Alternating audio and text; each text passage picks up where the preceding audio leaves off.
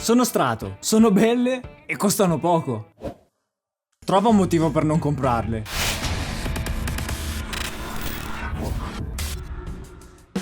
Ciao chitarristi, bentornati in Sceppiertone. Sono Alessandro Bianchi e oggi, finalmente, dopo il monopolio Les Paul, parliamo di un'altra Les Paul! Pensavi, eh? Non è vero, parliamo di strato, ben due. In questo video ti dimostro che a questa cifra, se vuoi una strato, la scelta deve essere tra una di queste due chitarre. Per forza. Che dite? Le apriamo?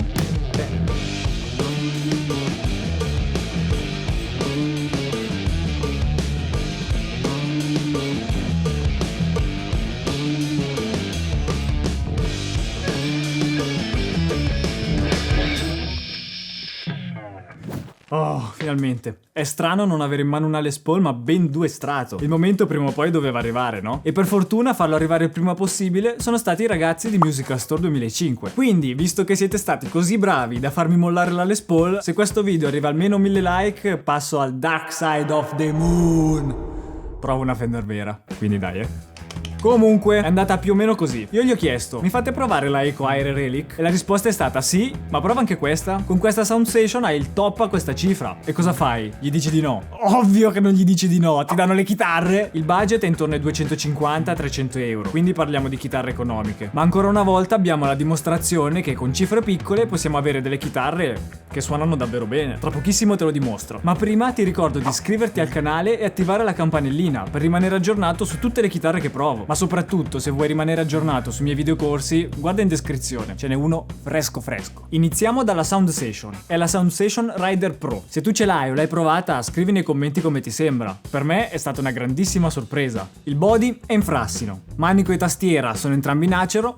Monta meccaniche autobloccanti, cosa che a queste cifre, oro. I pick-up sono Wilkinson, come la mia Harley Benton, e sapete quanto li apprezzo. Ne ho parlato in questo video, suonano davvero bene. In questo caso abbiamo la configurazione HSS con humbucker splittabile, il classico ponte tremolo, i soliti 3 potenziometri Stratocaster e in più abbiamo il tono che fa da push-pull per splittare l'humbucker. Per essere una chitarra sui 250-300 euro, cosa puoi chiedere di più? Gli intarsi in madreperla? Voglio il legno brasiliano e poi voglio che suona come una Les Paul. No raga, difetti non ne ho trovati. E questo anche perché i ragazzi di Musical Store 2005, se uno strumento ha un difetto, non ci pensano neanche a mandartelo. Hanno un loro sistema di controllo qualità interno che già vi ho mostrato nel video della PRS, davvero super. Tutti i dettagli sono assolutamente curati. E per quanto riguarda la costruzione, tanta roba. Il suono, come potete immaginare, è quello strato. Dopo sentirete che roba. In più abbiamo anche l'humbucker al ponte. Con questo possiamo suonare di tutto. No dai, non ce la faccio ad aspettare. Adesso te la faccio sentire subito.